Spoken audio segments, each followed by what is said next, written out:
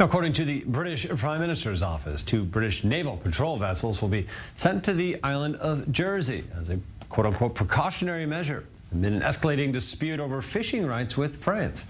Now, the move comes after the French maritime minister threatened to cut electricity to the self-governing island off the coast of France, from where it receives 95% of its electricity, as a retaliatory measure, as he put it, for restricting fishing boat access. Now, French authorities also threatened to, or actually have already shut down their representation on the island's capital as of Monday. And we're joined by our London correspondent, Jonathan Sacerdoti. We understand that the UK is actually considering what they've termed a blockade around Jersey. Is this Brexit fallout? What's going on behind this?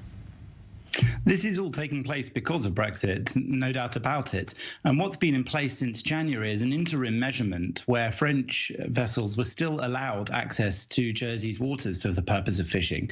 Now, that came to an end on Friday. And as a result, there's been some complication in some of those vessels getting permission. And you can see here in this maritime traffic image, which is live, that those orange boats there are, in fact, French vessels making their way towards St. Helier, the main port in Jersey.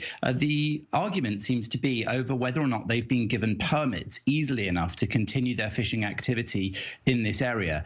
Because Brexit and the agreement between the EU and the UK changed the relationship in relation to fishing rights in those waters, they had to reapply for permissions. Now, 40 of those vessels did in fact get that permission, but a further 17 or so have found it hard to get the permission. The Jersey authorities have said it's because they haven't provided enough evidence of historic activity in the area, and that they will extend the period for them to give that necessary data, that historic data. So they say they're being patient and that this is just an issue of getting the right data and information to them.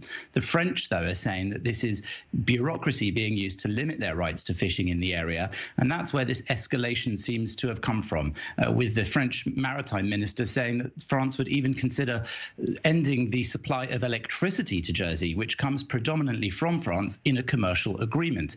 That should seem like a hollow threat, but certainly this game of brinkmanship is one that Britain doesn't want to be seen to blink first in.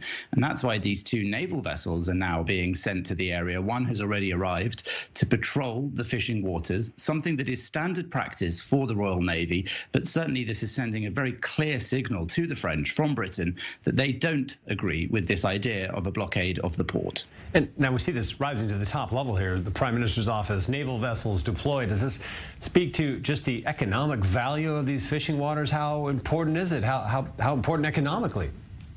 Well, during the Brexit negotiations, fishing was one of those issues which seemed to take on a disproportionate amount of attention and time.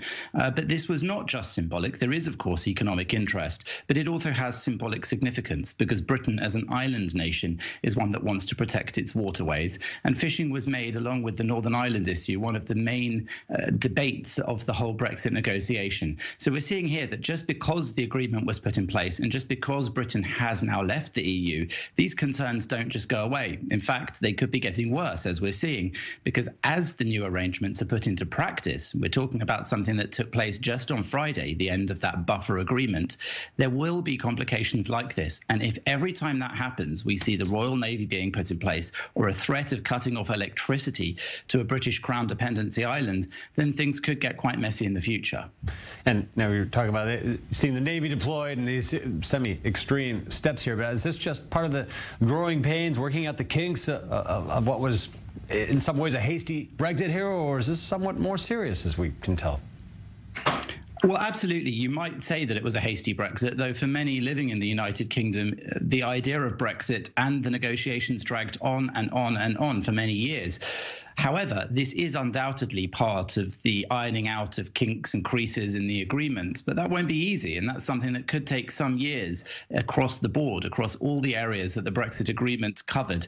So we will see the 2 countries facing up to each other, but I don't expect to see an escalation of these sorts of problems. In fact, this could be yet another example, as with the vaccine row between the UK and the EU, of things sorting out a bit more calmly after the heat has died down. Jonathan Sacerdoti coming to us from London. Thanks so much for the updates.